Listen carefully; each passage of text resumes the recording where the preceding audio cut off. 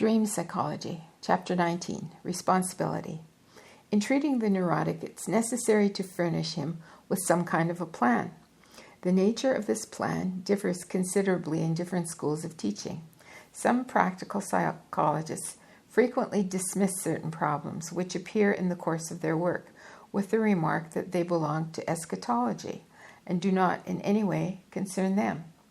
Now, in seeking to put the neurotic on his feet so that he may lead an effective life, how far is it possible to do this without any interference to ultimate things? I take it that any kind of philosophy must of necessity be considered with ultimate things, that is, with eschatology. In that case, those psychologists who do not consider that their theories have anything to do with eschatology and who treat patients in the light of their theories, presumably do not furnish any kind of philosophy for their patients to draw on. This appears to be a remarkable thing, for I do not see how any neurotic patient can live successfully unless he has a theory of life, either spiritual or philosophical, or both, upon which to act. If a man has a moral conflict, which treatment reveals to him clearly, at least two courses are possible. He may side wholly with one or with the other of the contending ideals. But how can he disentangle his interest from one and put it wholly on the other? Only by a very slow process can this be done. It can be done by gradually allowing a view of life to permeate the man's mind, in which one side of the conflict appears eminently reasonable and the other side dwindles and fades from sight. He will thus either be degraded or refined according to the side he adopts. You cannot say that he solves his conflict by this method. Potentially speaking, it still exists. There has been no attempt to make a synthesis of the two opposing ideals. If you have two friends who quarrel and you go away with one, you do not go away with the quarrel. You do not do away with the quarrel. You only do away with the quarrel when you bring the two friends together and reconcile them. If we have to treat a neurotic with a conflict, our aim should be the reconciliation of the two ideals and not the magnification of the one at the expense of the other. If a man has a conflict between the celibate idea and the unrestrained sexual ideal, we do not want to give him a view of life in which he can see nothing but sexuality, nor do we wish to magnify the celibate ideal until he entirely fails to see that sexuality has a place in life. We must aim at synthesis. The middle, the controlled path, is the ideal, practical way. But how is this to be done? Are we to impose our fantasies on his fantasies? If we endeavor to solve the conflict for the patient by thrusting our own particular view of the world down his throat, then we are doing him moral injury. What kind of interference will find no place in the future? That kind of interference will find no place in the future, for our view may be very helpful and necessary to us and wholly injurious to the patient. The patient must solve his conflict for himself. The conflict must become fully conscious, and therefore he must get in touch with his unconscious. It is here that help can be given to him. When he is in touch with his unconscious, his task of synthesis begins. In this case, eschatological questions will continually arise, and these must be regarded not as if they were absurd and unscientific matters, but as facts of supreme importance in the development of the patient. For as the patient slowly adjusts the life of experience and the life of the unconscious, so will that philosophy of personal responsibility gradually emerge which give him his fullest and best expression. No man who is fully and rightly expressing himself is ever neurotic.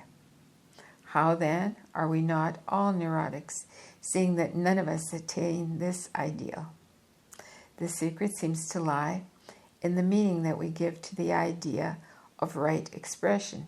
We must escape from the fixed views that seek to organize humanity as if its individual members were all capable of expressing themselves according to a set plan.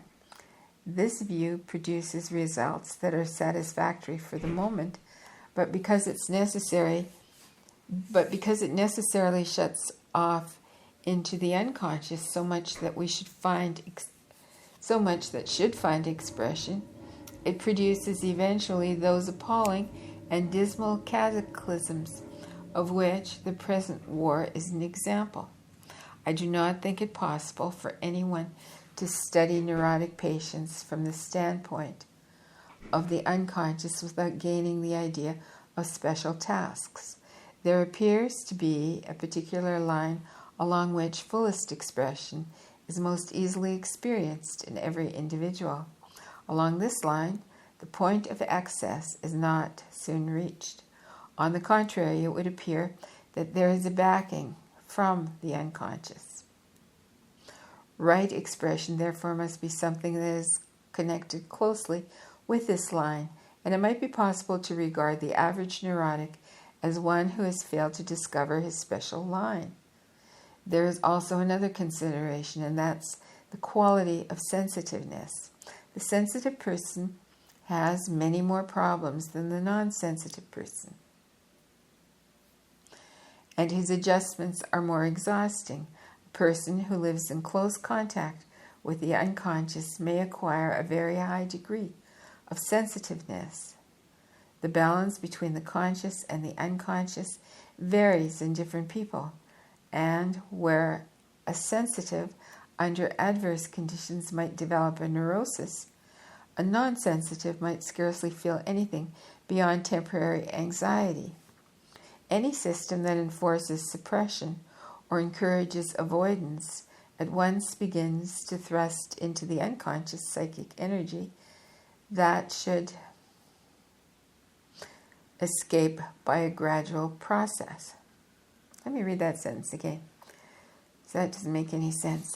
Any system that enforces suppression or encourages avoidance at once begins to thrust into the unconscious psychic energy that should escape by a gradual process. Accumulations in the unconscious are evidently dangerous.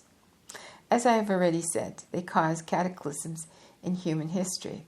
All that should have found expression gradually comes forth in some sudden violent eruption. This is exactly comparable to the catastrophes that occur in the individual when he is struck down by a neurosis. Not until he has brought out from his unconscious all that has accumulated there, and not until he has synthesized it with his conscious life, will he be cured. I have endeavored to show that what comes from the unconscious is not necessarily always the murderous or the incestuous or the lascivious. Civilization demands that these things should remain unexpressed. The majority of people simply repress them. They endeavor to behave as if these were names for abstract ideas, and so, in time, these things emerge from the unconscious like giants. But when the conscious life is full of animality, when the aims and motives of people are material, another kind of symbol forms in the unconscious and gradually works out into expression in reality. You then get a sudden revival of the spiritual life of the nation. The sudden personal conversions, of which history contains so many examples, illustrate the breaking through of forces of this kind from the unconscious. It has been remarked that a good test of any theory is to ask whether it lessens a man's sense of personal responsibility in the conduct of life, and that if it does, then it is a bad theory. In the 11th chapter, it was suggested that many people might condemn the idea that dreams contain any kind of information that is hidden from the conscious powers of the mind, on the grounds that it casts doubt on the supremacy of reason and judgment. Of a man who watches his dreams and makes use of the material they contain, it might very well be asked whether his life is going to be guided by dreams. The question might be put thus: do you seriously mean to live your life according to what you imagine that you find in those fleeting and shadowy visions which traverse your mind in sleep? If the answer was that such was the intention, then there would be very good cause for ridicule. But when a man says that he takes his dreams into consideration, particularly in periods of doubt and indecision, it does not mean that he casts aside reason and judgment as valueless. He may modify his conduct owing to certain dreams that he experiences, just as he may modify his conduct in accordance with suggestions thrown out by his friends.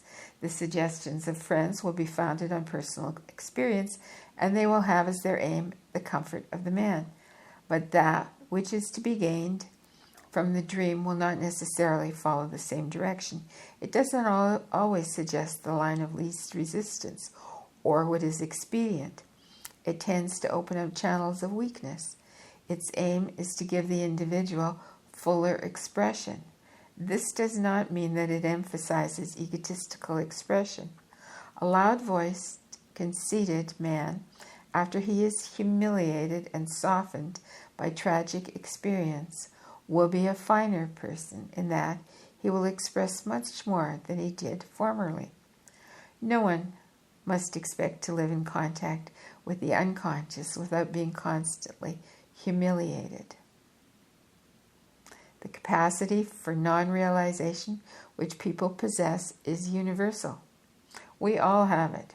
We all see faults in other people. But how are we to see them in ourselves? By thinking over our conduct, we can only progress a little way. What is the most deeply rooted and confirmed in our natures is hidden from us because we are it. Like the sun itself, it has no shadow whereby it can recognize its magnitude. But in the dream, we will find the shadow. The idea, then, that the consideration of dreams is likely to be a bad procedure because it will lessen the sense of conscious responsibility does not hold good. On the contrary, if the procedure is properly understood, it will widen the conception of responsibility, for tasks will become apparent which were formerly unrecognized. But the proper understanding of the procedure is only acquired after patient study. A beginner examining his own dreams will be in danger of interpreting them wholly according to his complexes. He will be unable to detach himself from his own ideas of himself. It is naturally difficult for the scrupulously honest man to understand how the thief exists in his unconscious. The extremely pious man finds it impossible to account for the lurid language he uses when partially under an anesthetic. In the same way, the dream, in its true significance, may appear at first sight as something incredible, but realization always comes with difficulty. We have only to look at history in the past and today in the making to see that humanity has to pay an enormous price for every expansion of consciousness. And that concludes this book, Dream Psychology, which was quite marvelous, I think, and explained a lot. I hope you liked it. And I'm considering reading another book by Maurice, what is his name?